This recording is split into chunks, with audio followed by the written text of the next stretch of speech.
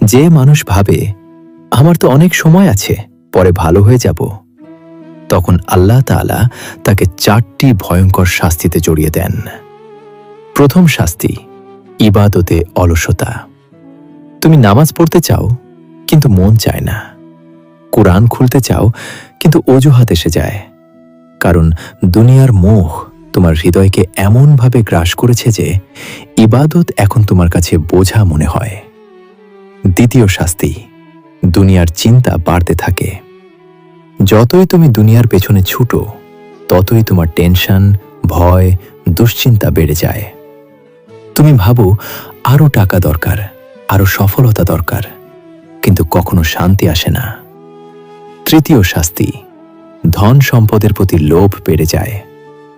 যা আছে তার ভালো লাগে না, সবসময় মনে হয় আরো চাই, আরো দরকার।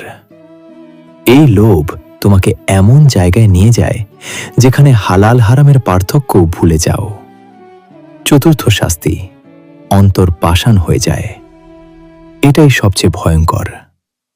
কাউকে কষ্ট দিতে তোমার আর খারাপ লাগে না, গুনাহ করেও তোমার চোখে পানি আসে না, কারণ তোমার হৃদয় এখন আর জীবিত নেই, সেটা ধীরে ধীরে মৃত হয়ে গেছে।